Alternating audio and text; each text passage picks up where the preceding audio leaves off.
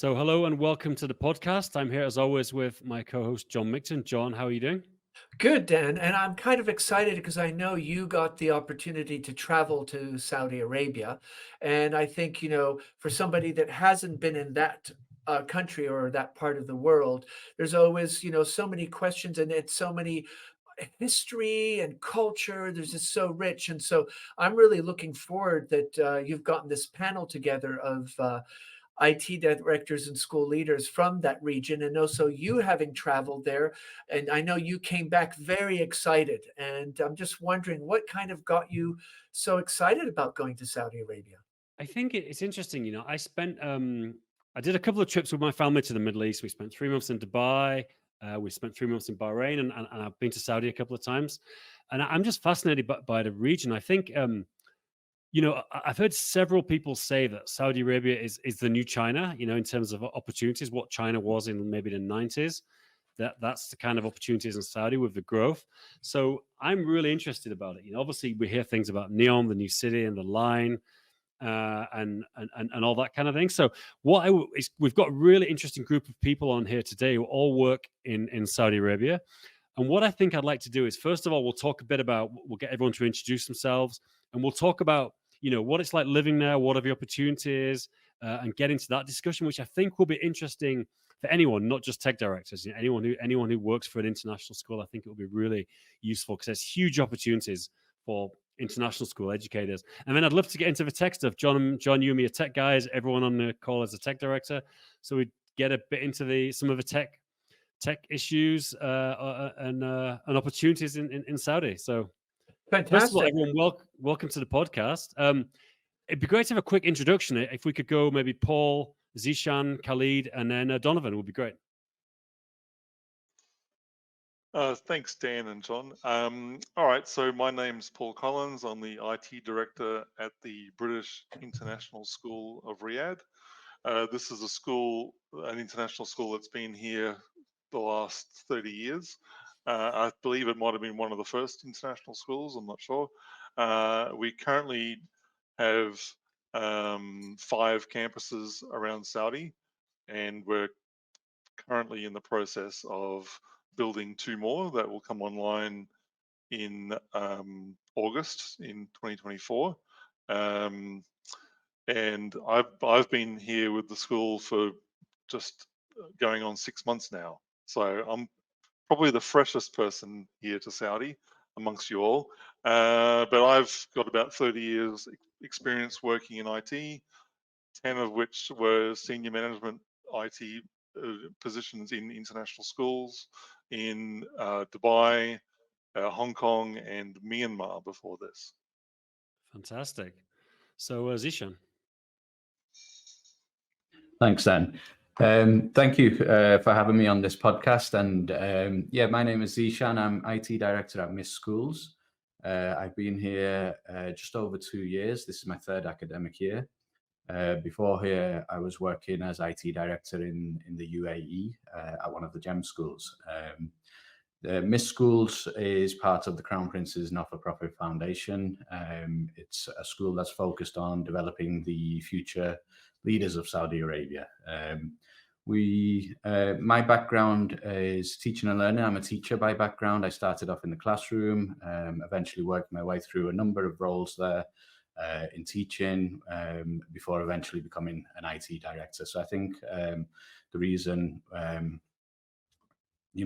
moved to MISC and this opportunity came about is that I have that mix of that background in teaching and learning as well as that IT expertise as well. That's me. Feel free to ask any questions. Sounds good. Fantastic. Thanks, Zishan. Khalid? Yeah, I'm Khalid Abdeltam. I've been here at the school for the past 6 years in the American International School of Riyadh. Just like Zishan, I started more in the classroom. I've worked at the American school in Khartoum for 7 years before coming here and worked my way into the technology. My background does have to do with electronic engineering, so getting that transition from the classroom and connecting the EdTech was very important. Our school is a little bit older than the British school. I think we're just at 60 years now. with one campus though. So we have about 1,500 plus students on campus, and the school continues to grow every year. Fantastic. And Donovan. Hello, thank you very much for having me on the show. I'm an avid listener. I've tuned into many episodes, so it's a privilege to be on here and with such wonderful company. My name's Donovan Hall, originally from New Zealand. I'm the Ed Tech Director at the KAUST School in Saudi Arabia. I've been here for now 8.5 years, like the gentleman in the room here.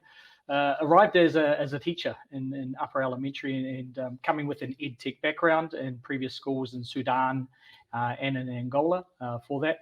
I've been at the KAUST School in the position of Ed Tech Director for 4.5 years. And so for those people who aren't familiar with the KAUST School, we're a community school, international community school, and we serve the community of KAUST. And KAUST is King Abdullah University of Science and Technology. So we're a gated community of 8,500 people situated on the shores of the Red Sea. In a beautiful location in Saudi Arabia. So very fortunate to be here for 8.5 years and serving as the Ed Director at the school. Fantastic. John, you got anything to add before we jump in with some discussion? No, it's so great to have you guys here at the International School Podcast. It's funny, Dan, we forgot to introduce the podcast. We said the pod, we just now are, it's obviously a sign of a certain arrogance. No, well, I mean, if people click on our podcast, they already know it's the podcast, don't they? I guess, I'm joking. Anyway. It's true. Yeah, and I love the fact that everybody's talking, kind of giving their background, and there's that blend of being a classroom teacher and a technician, and Khalid talked about engineering. I think that combination is so important today as a tech director. So I just want to applaud the schools and yourselves that, marry both those skill sets, the kind of more technical, but also the pedagogic and understanding what the creative tensions are in the classroom. So thank you so much. Really looking forward to this conversation. Yeah, definitely. I think before we get into the opportunities in Saudi and what they are like, I don't know if anyone could give a high level overview, what are the different places you can work in Saudi, and then we can talk a bit about them from people who've lived there. Obviously we know about Riyadh and Jeddah are the two biggest cities. I imagine that's where most of the opportunities are. Anyone want to jump in and say about what, where the international schools are in Saudi, and then we can get into what these places are like?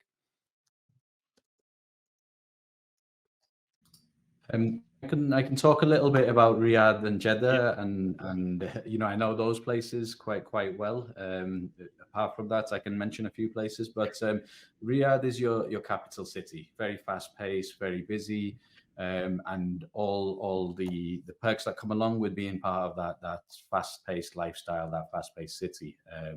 The international schools, there's several of them in Riyadh. And for teachers and anyone thinking of coming to Saudi Arabia, most of the schools, they'll offer you compound-based accommodation where you live in family-friendly compounds.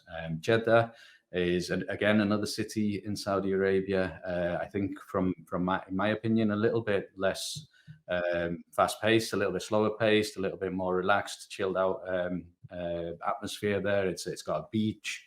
It's on the coastline there.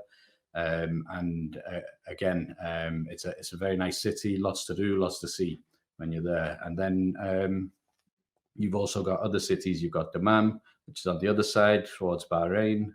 Again, beaches there, nice lifestyle. Again, chill, more relaxed than Riyadh. And then you've got new projects such as NEOM, which is a huge development project which is happening in the north of the country, where of course there's a huge amount of construction happening, projects happening, and because of that there's communities that are happening there, schools are popping up there as a way to cater for the communities that are developing there and that are building up the projects there. Khalid, you had something to share too. Thank you, Zehan. That's great. It's just great to get that overview. And yeah, just to add to what Zishan is saying, so in the eastern province, in the Dammam and Khobar area, there's a lot of international schools. So there's ISG Group, which has many different schools in one. There's Aramco. So it's a little bit more relaxed than Riyadh. It's more of a beach scene or a coastal area, which is about an hour away from Bahrain. So you can go on the bridge, and an hour away, you're in another country. A lot of the projects are popping up in the West. And at the beginning, a lot of those families were stationed here in Riyadh, but now the cities are opening up and they're actually staying in Neom and in those areas. So yeah, there's many schools popping up even in Riyadh. There's a lot of international schools. We're expecting a huge growth within the next couple of years in terms of the number of international schools just within Riyadh as a capital. So the growth is going to be huge.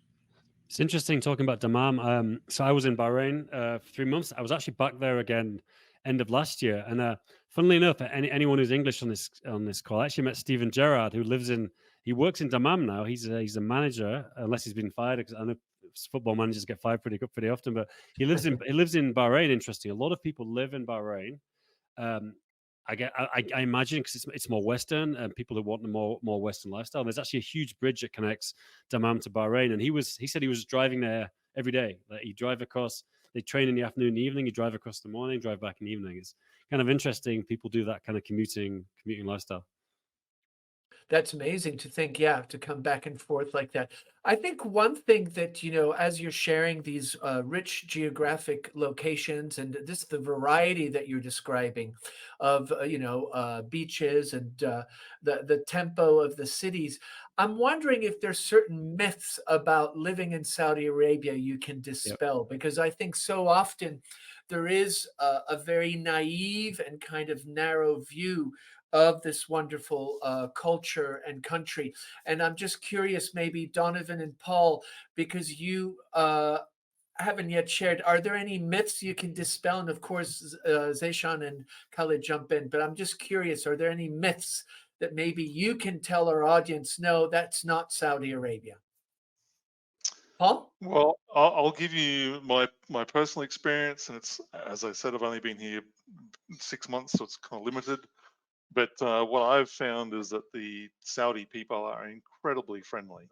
And I lived in Dubai for 5 years before this, and not to say at all that the Emirati people are not friendly, because they are also very friendly, but I have met way more Saudi people in the last 6 months than I did in Dubai of Emiratis in 5 years. And I just find them very hospitable, very welcoming, very interested, willing to share, and really very welcoming. Is probably the best way to put it. So I found the same thing. I noticed the same thing in Bahrain. Bahrain and Saudi, like I meet a lot of local people. Like in the UAE, at least I personally didn't meet many Emiratis. Like you'll never go into like a shop and it will be an Emirati working there. Whereas in Saudi, you do actually have an interaction with the local people, which is interesting. Donovan. Yeah. Yeah, much like Paul, probably 8.5 years ago when we first arrived, arrived at KAUST here and went on down to Jeddah and in IKEA and the people, the local people, super helpful, super friendly. One of the things as a result of the pandemic is that people couldn't travel, and so there was a lot of internal travel, and I think that really sort of opened up people's sort of eyes around what's available in the Kingdom of Saudi Arabia, because it's winter time. It gets pretty cold. When I say cold, I'll let people know it could get to 18 and maybe to 30. That's the range here in KAUST, and I believe Riyadh's a bit cooler. So for those people listening, that's cold for us. But I think people traveled extensively throughout. We have people who have traveled over to Dubuque, to Neom, over to the East Coast, down to Taif, and everywhere, and speak really highly of their experiences and how safe and secure people feel, along the way, and how hospitable, people having car troubles and people stopping, rolling up and helping out, and just wonderful experiences. So I think, the pandemic, as awful as it was, certainly provided opportunities to travel in the kingdom and expose us to things we may not have been sort of open to previously. I think that's interesting that you say that. because so often when you are an expatriate and it's the holidays, you tend to leave the country and go back to your home country. And often that kind of doesn't give you the opportunity to really dig in deep into the culture and the geography of the country. So that's interesting observation, Donovan. Thank you. Yes, go ahead, please. Khalid? Or was it Zeishan? Go ahead. I think you had something to share. Yeah, sure. So I just wanted to add about things to do, just following on from Donovan. I think in the past couple of months, I've been to a World Championship boxing fight. I've seen a football game between Inter Milan and AC Milan. I've been to a Kevin Hart, comedy show. I've been to watch the Ladies Championship golf, a tournament here in Riyadh. So I think that's one myth which needs dispelling. There's so much to do here, so much to see and do. It's unbelievable the amount of events and things which are just happening on a regular basis. It's funny when I saw a flyer. They're having like raves in Saudi now as well, isn't it? There's like electronic music festivals and things which you never would have expected. Like, I mean, I think it is. I think it's important to say that Donovan can. I guess you've maybe been there the longest, but it seems like the pace of change is accelerating in Saudi. It seems like what Saudi Arabia 3 years ago is a very different place from what it is today. And like Zishan was saying, and being in Riyadh, like the access to like world-class events and opportunities and really tourism as well. So we've got phenomenal athletes, phenomenal cultural events throughout Saudi Arabia. Lots in Riyadh, like we have the golf next door, and it's been going for a number of years. But it's you have the Formula One and different things. And then opportunities, to go to the Red Sea and do diving on liverboards and things like that, and go snorkeling with whale sharks. Like, these are things that I wasn't really aware of until I sort of got here and started talking to people. But it's pretty phenomenal, the change of the environment, the things you can do, and then a lot of the things that have been brought into the kingdom that Zishan and no doubt Khaled would be able to testify to. Yeah, I just wanted to add a little bit more to what Donovan said regarding the weather. So I grew up in Iowa where it's 30, 40 below. And I came here expecting to be in the hot desert. And was wrong. So it's dry here in Riyadh, which is completely opposite in Jeddah. But when it gets cold here, it hits the bone. But I was very intrigued and surprised to find out that once you travel up north, even more in some areas that are also snow. So this is a country that has all weathers in it. It has the desert, it has snow, it has the sea, which is beautiful. And to what Zion is saying, tonight there's actually a classic between Real Madrid and Barcelona here in Riyadh as well. So one of the big classicos is happening here, which is amazing. In the past, it wasn't something that's advertised a lot. Now, Khalid, I'm sorry. I'm going to stop you because your voice is breaking and we unfortunately can't hear the great stuff you want to share. So I'm just wondering if you can just check and then come back and try. It just seems like you're losing a connection or something. I'm very keen because I learned something just from what Khalid was saying. I didn't know there was anywhere with snow in Saudi Arabia. That's new. That's news to me. You can go skiing, Dan. There you go. Exactly. Your next ski holiday in Saudi Arabia. Yeah, John and me were saying. I've actually just was skiing with my son this morning. I was up earlier to the mountains, back again. So yeah, You know what I'm really keen to talk about quickly, and then Paul is going to mention safety and security. Like people, I'm sure there's a lot of opportunities in Saudi. People hear that the salaries are high, the opportunities. So a lot of people are thinking about it. And one thing I think Zishan and Donovan mentioned is compound life. Like, and I wonder if. Because I don't know much about that. I've been to where you live, which is like obviously a huge compound. It's the whole university. But can you guys talk about compound life? What is it? Where do foreigners live? What are these places like?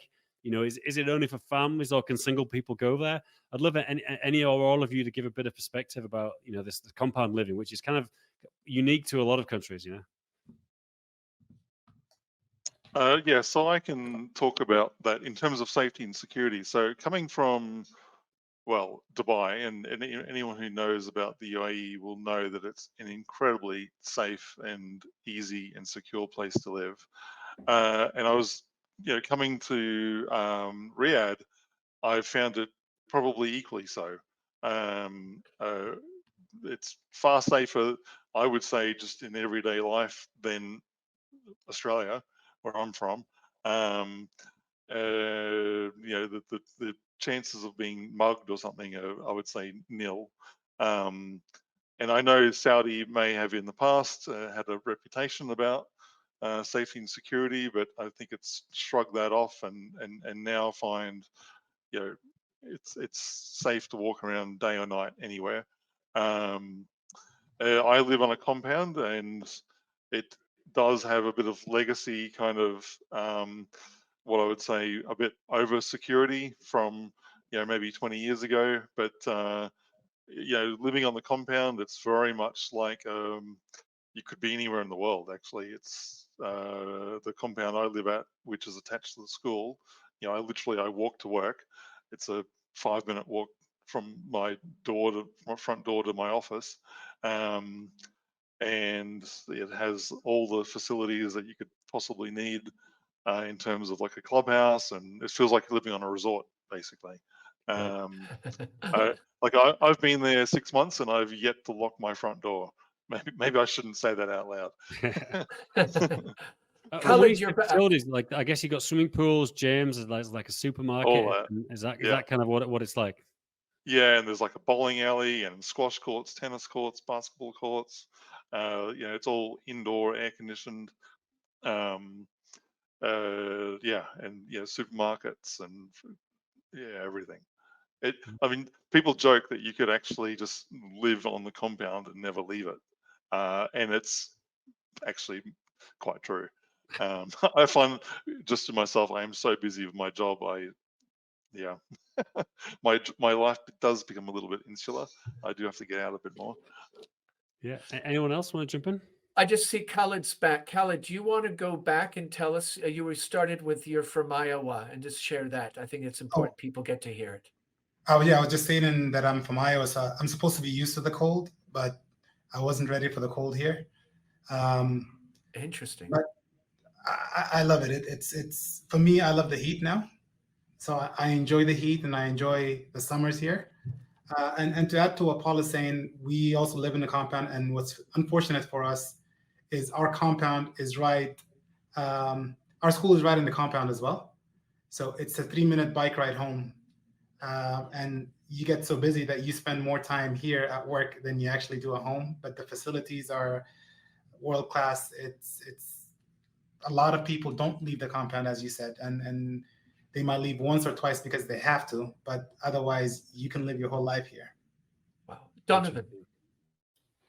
Yeah, I think CAST, as I sort of said, is a gated community. It's quite a big one, and Dan, you visited it in a whirlwind tour.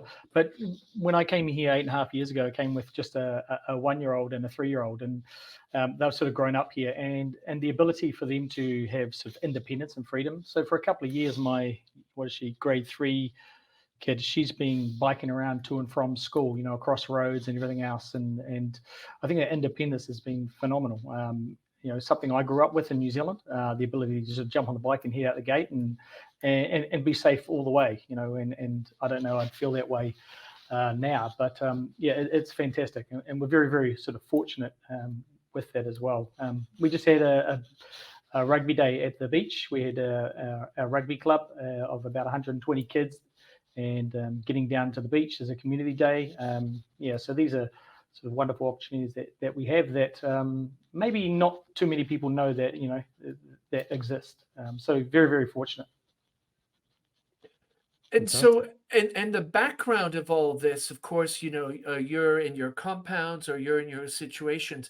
There's a whole, Dan was alluding to it previously, there has been so much change that's occurred here in the next, if we just imagine the last 5 to 6 years. And I assume that change, Donovan, you've witnessed it because you've been there the longest. How is that change impacting day-to-day life with the people that you interact with? Paul, you were talking how you're making connections with local Saudi citizens, and there's a warm, engaging connection that you can develop with the local community. How are they dealing with this accelerated change? Because for a lot of them, this is very different than maybe what was before. I don't know who would want to jump in. Donovan, do you want to start, and then others can jump in?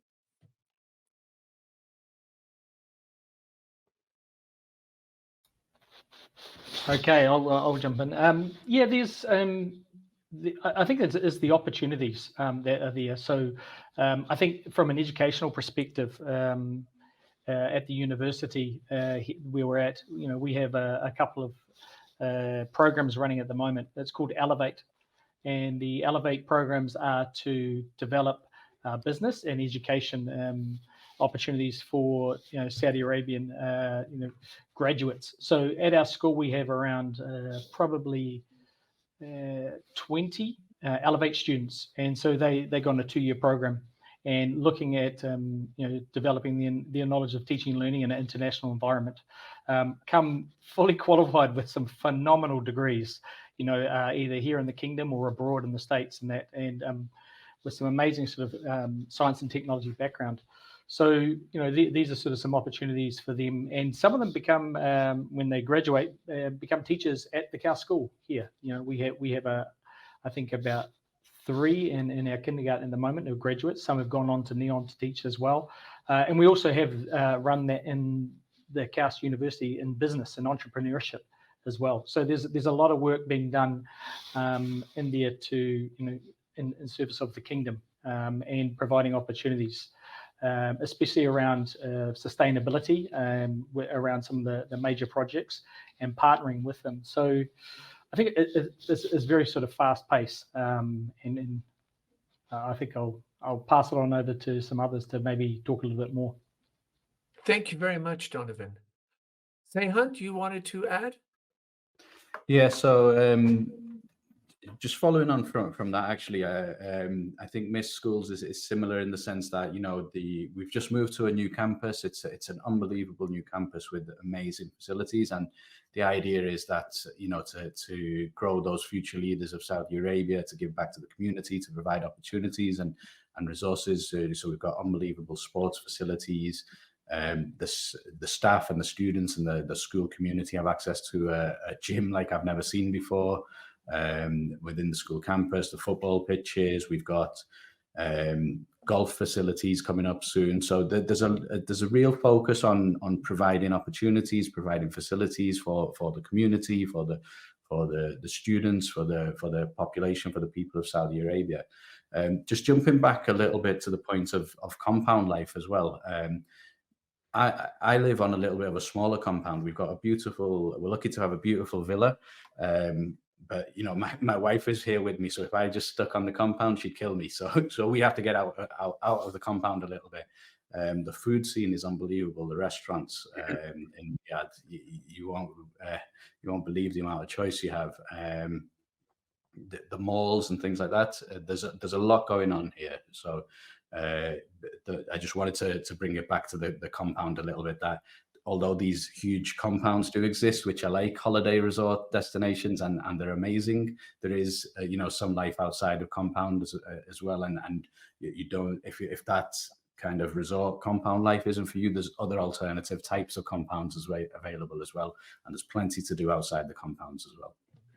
Zishan, it was interesting. You were saying that in the case of your school, you're talking about the incredible resources. And I know Donovan Kaust is also a Saudi Arabian educational institution. I'm assuming a lot of this development and all these amazing resources are really being pushed also in the local school systems, or is there the private sector and then the public sector? How are those juggling this, these changes? Are they equal, or they depends where you are in the country? I think that there is an emphasis. Obviously, the school has its own student body, and we're quite new into this campus. So the focus at this stage, is giving our students those opportunities. But the plan for the school always has been for the youth of Saudi Arabia to be able to utilize these facilities. So we'll be, as a school, we'll be looking for the high performers up and around the country, and to bring them to school, or to let them use the Miss Schools facilities in all the capacity. We're looking to the ambitions of the country are very high. They want to develop leaders, they want to develop athletes, they want to develop top Olympians, and all of these facilities which are popping up around the country. It's with those ambitions and goals in mind, and it's there for the country to use. Great, thank you. I've got a quick. Sorry, Kelly, were you going to say something now? Oh, I was just going to add to that. Going back a little bit further than the past 5 years, our school was not as diverse, but recently is becoming more diverse with a lot more of the local student body. And that's what Saudi is actually pushing for as well. And we've been working closely with the Ministry of Education to start integrating our school within the community a little bit more, whether it's training sessions for teachers from other schools or some exchange program. We're still at the beginning stages of that, but these talks have been happening. We've been communicating closely with the Ministry of Education to see how can we integrate our bigger community within this international community. In the past, I think they've just been two separate bubbles, but now as we see the demographic of the country being a little bit more diverse, seeing a lot more foreign companies, getting that integrated into the Saudi society is happening at a faster pace. Thank you. Zehan. Yeah, just to add to that as well, one thing I'd like to mention is where we also are focusing on the teachers as well, and the staff and the professionals in Saudi Arabia. My team is all Saudi Arabian. The young recent graduates from Saudi Arabia. They're working within the school in different IT roles. And that's a big focus of the school as well. We've got a teacher development program where we've found some of the best graduate teachers in and around Saudi Arabia, and they're actually coming into MIS schools and developing on a development program to shadow teachers, to teach lessons and learn from teachers who have experience internationally and are experienced in different curriculums, such as the British curriculum, American curriculum, and they're picking those things up. So we have clear pathways and progression opportunities for not only the students, but also professional level recent graduates for the local community here as well. And I think it's so great to hear the stories of cross-pollination, leveraging the talent and the capacity of the local community and, putting that together. And it sounds like there's really a very strong effort and a mindfulness that's what the country is looking at, is how do we leverage all this talent that we have within the country. Dan? Yeah, I want to ask about the opportunity, because I mentioned at the beginning about the growth, and I keep hearing different numbers. I'd love to get some information.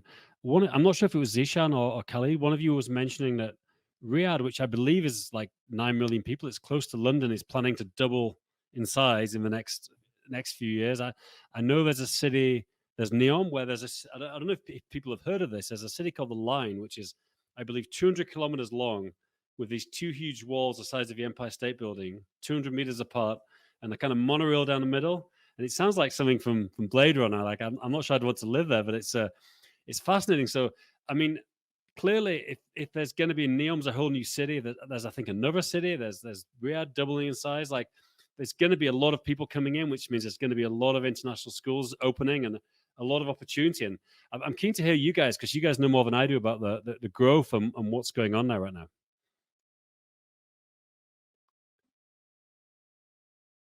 Anyone, Zishan?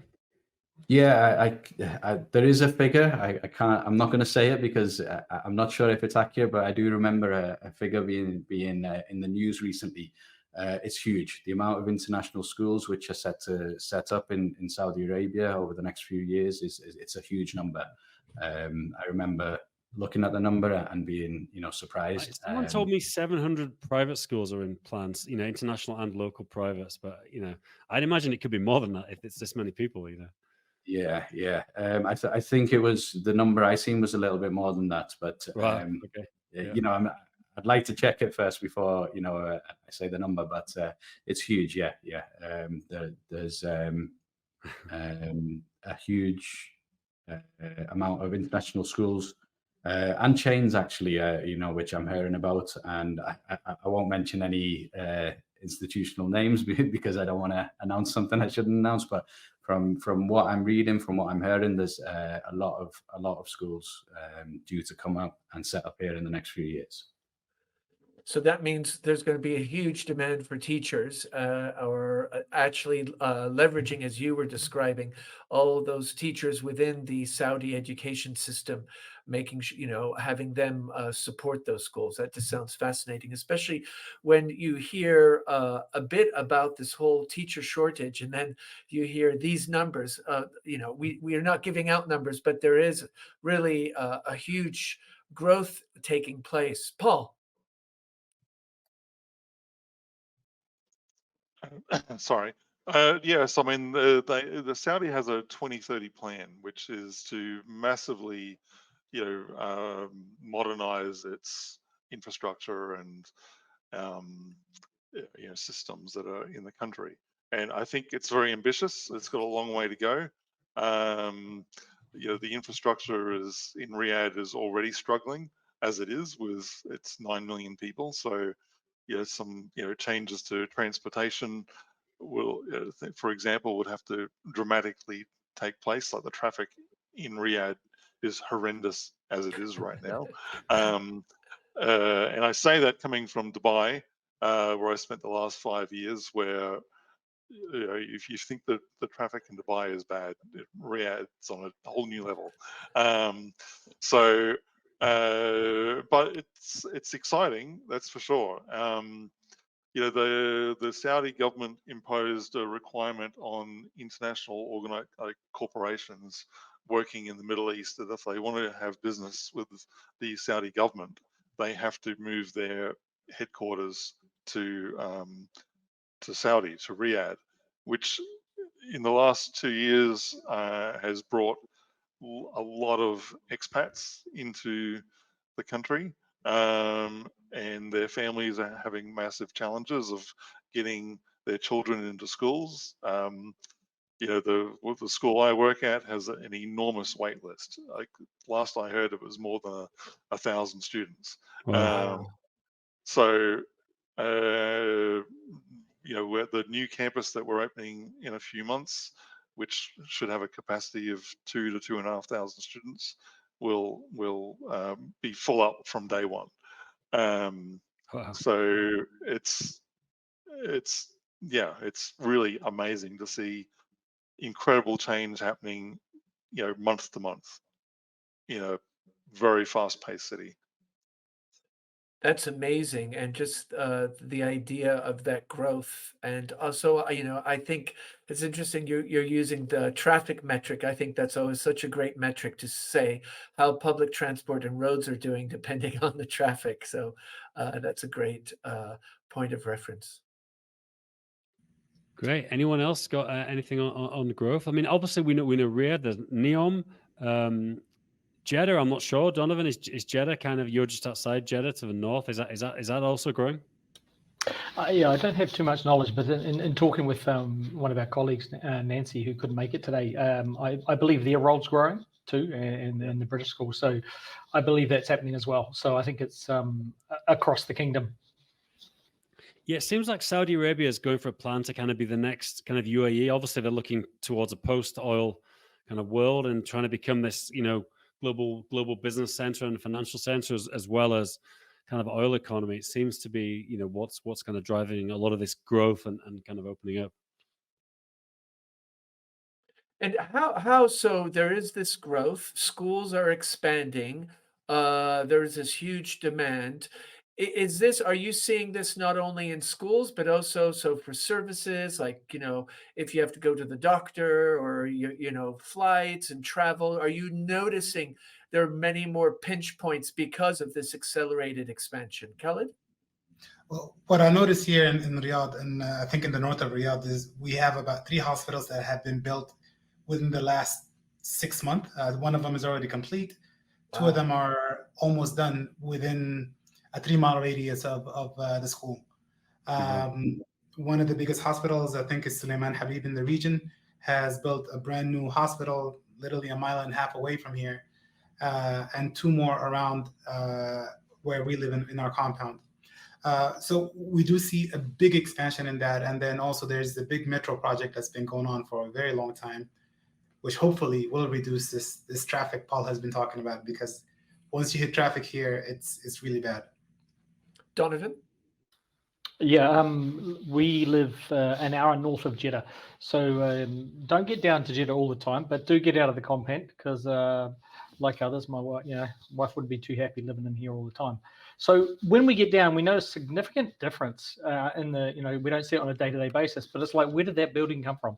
There's crazy amount of construction, and I have some colleagues who in rugby club who work down in Jeddah, and the projects that they're involved in here is amazing, and it's quite crazy the amount of growth that's happening in that industry. And also, one of the things over the last, I suppose, maybe year and a half, is the amount of airlines and destinations that are flying in and out of Saudi Arabia. And that's changed significantly. Wizz Air have come into the kingdom, and now you can fly to multiple destinations. So you've got a lot more people coming into the kingdom from various sort of locations and in and out too. So airports are busier than they have been before. I like that story where you say you drive down to Jeddah and suddenly there's a new building. I remember living in Beijing in the late 90s and early 2000s. And when I was there, there was the 3rd ring road, and now there's 9 ring roads, And I remember they were building the 4th, and it was just, exactly this kind of unbelievable acceleration and the energy and the capacity to really build and create new infrastructures is just kind of mind-boggling, especially when you go down, as you said, you go periodically and suddenly you see that. It's a great anecdote. Definitely. Donovan? Yeah, I just wanted to jump in there too. And I noticed in Jeddah and places I've visited, they're doing a lot also to preserve heritage sites. So Alula, as an example, there, Al Balad in Jeddah, a historical site. They're doing really a lot to restore and maintain that and protect it.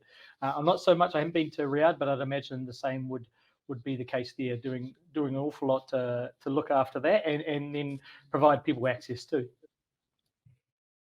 Zishan? Yeah, just following on from that, and that's a really good point from Donovan. I just wanted to mention the culture in Saudi Arabia. There's a huge amount of history and culture here, and I really do encourage anyone who comes here to embrace that and speak to the locals. As I think it was Paul who mentioned earlier, that they're very hospitable. I lived and worked in the UAE for a long time as well, and obviously the proportion of expats to locals is very different compared to Saudi Arabia. Here, you will have opportunities to interact with locals, learn about the traditions, learn about the culture, learn about the history of the country, and there's a huge amount to learn. And I really do encourage anyone who visits here to embrace that. You both, some of you were mentioning your partners, spouses, wives. There's also a bit of a myth about women, the role of women and the role, how they position themselves within society and accesses. Has that significantly changed? And for thinking, Donovan, you've been there 8 years, and some of you've just come. I'm just curious for our female audience, what is it like to live in Saudi Arabia as an expatriate? And being a woman.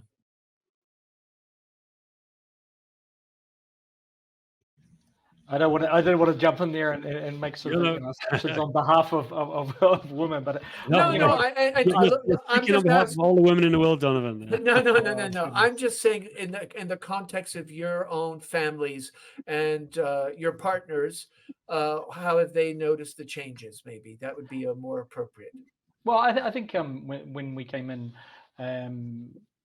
my wife at the time, due to law, couldn't drive in the Kingdom of Saudi Arabia, and clothing was significantly different to it is, and those are two things that have changed as well.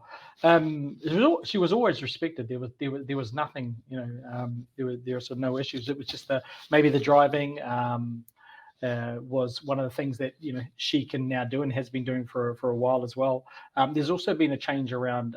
It's still modesty and clothing, but it looks different as well. There's a lot more sort of colours and in the clothing. And I have 2 girls, and they're fully active in sports and cultural events, and and for them, they could be in New Zealand.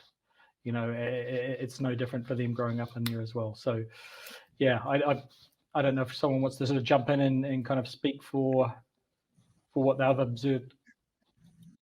My wife grew up in Jeddah. So she was there when she was younger, which is about maybe 10, 15 years ago. And when we were coming back here, she was very hesitant to come back to what she thought was still Saudi. Riyadh is known to be more conservative than the south of Jeddah or the west coast. Coming in here, we thought it was going to be a lot more strict. Being here for 6 years, we've seen a lot of changes, like Donovan said. When we first came, my wife couldn't drive. Now I don't even see her anymore. I don't see the car anymore. So everybody's happy. So she gets to go out, do what she wants, meet with her friends. And again, with that respect in mind, where I know coming from a more conservative family that she's safe wherever she's at. And I don't have to worry about that. But it's very open compared to what it was 6 years ago. It's very colorful, as Donovan said. Women are in a lot more leadership roles than they used to. Some of our contacts in the ministry who've been really active with our school are women from very strong backgrounds. Some of the parent community hold the women in those households a lot strong and very powerful position in our community as well. Seeing that and interacting with that on a daily basis is very refreshing as well. Thank you, Paul, and then Zeishan. I'm just going to add in my observations, I guess. Obviously, I don't have any personal experience as a man, but you go to the local malls, you see expat females wearing, I won't say whatever they want. It's not like what you might find in a mall in a Western country, but as long as their shoulders are covered and their knees are covered, it seems fairly open.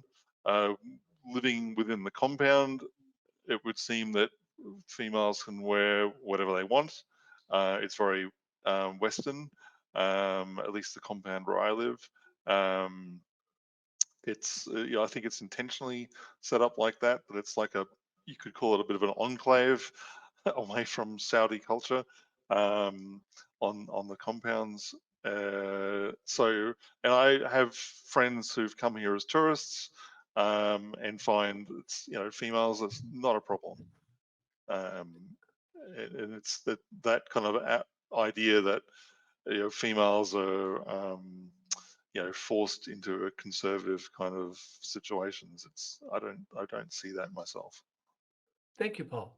I've got a quick thing, and just an observation. Obviously, it's been a super interesting chat, and we haven't even got onto the technology. So I think we're going to have to do a second podcast, get everyone back for another one to talk about the tech stuff. Because I think the good news is, I think this podcast, it's interesting to everyone, not just people in technology.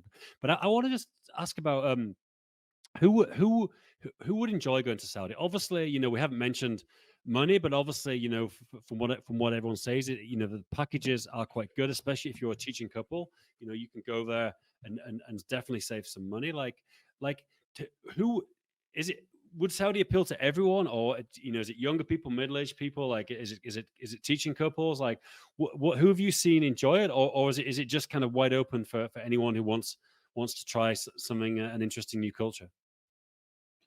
I can jump in quickly on that, and I think it's open to everyone. In MIS schools, we have a mix of teachers from a whole range of different backgrounds and different ages.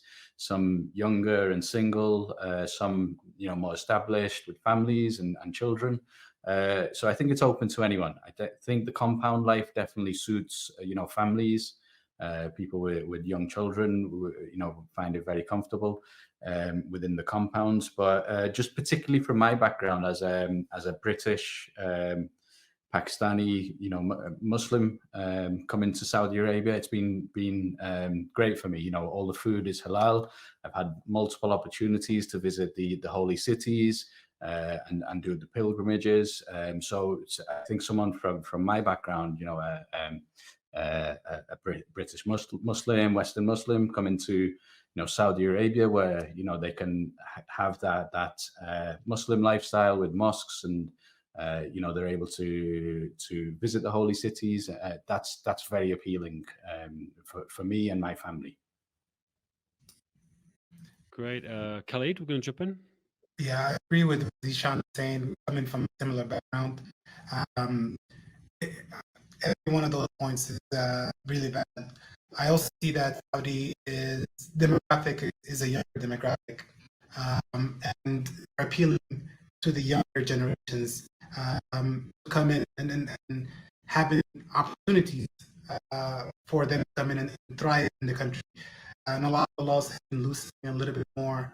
In the past, our school was strict about hiring only couples, but as things got a little bit easier, hiring single teachers has been more common and more frequent. And our demographic in the school is anywhere between late 20s to early 50s, which is very diverse. But I think the country is pushing more toward the younger generation so they can build the school or the country a little bit more and make it a little bit more diverse. Interesting. Paul, you had something to say? Yeah, I'll add that I would agree that it's definitely a very family-oriented posting to come here.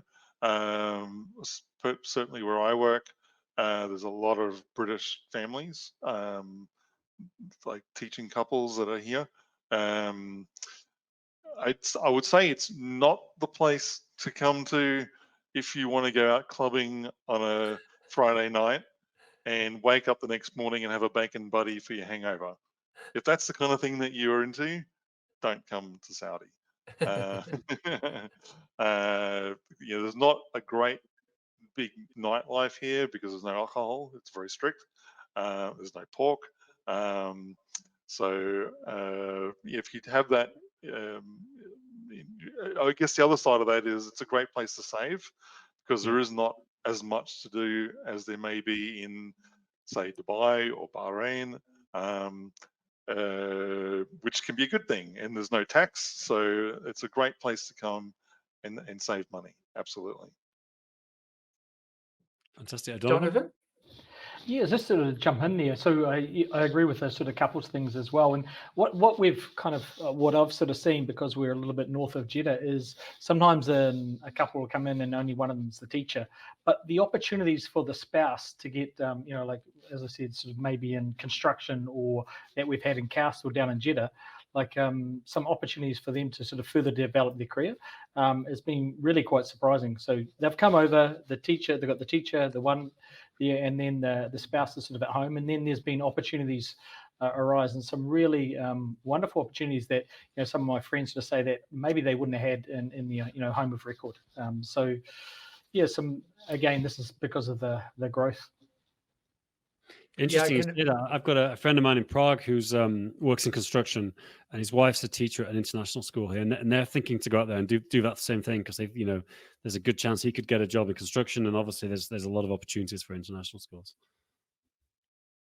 Yeah, I think whenever you have this immense growth, and there are opportunities not only in one sector, but there's kind of a domino effect. You need more schools, you need more roads, more hospitals, and just seems like everything that you're sharing really highlights this phenomenal growth and the opportunities for people.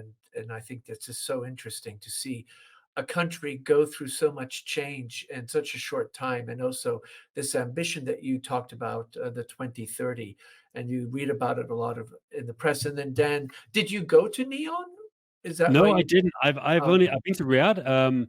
This was the year before last. I met Khalid. I've been briefly to Jeddah, and I went up to see Donovan in Kaust. I'm planning to come back next month, so I'm hopefully going to get to come and see you all in February. But no, I'm planning to go there a lot. I think Saudi Arabia is I think it's a lot of opportunity there. I think it's a fascinating place. It's a regional superpower, so there's so much going on there. Yeah.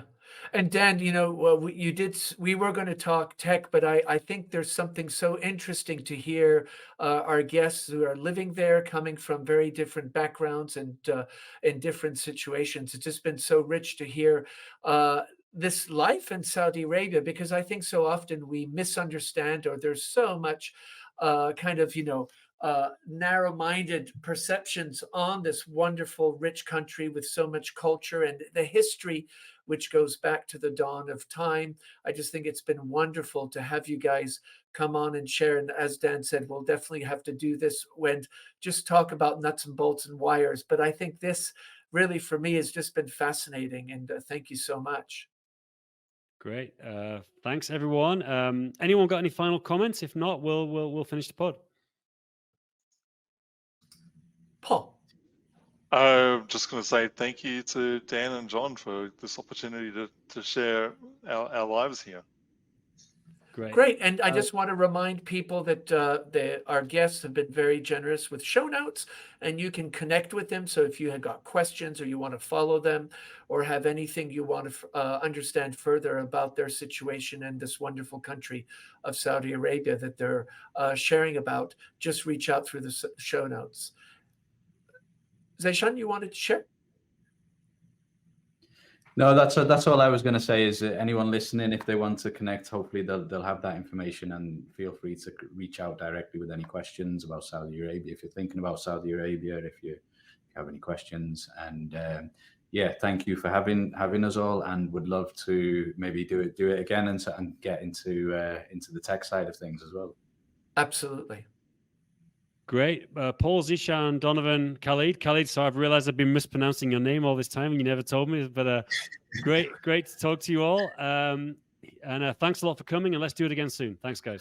Yeah, thank you very much for being on the International Schools Podcast. We really appreciate it. Be well, everybody. Thank you.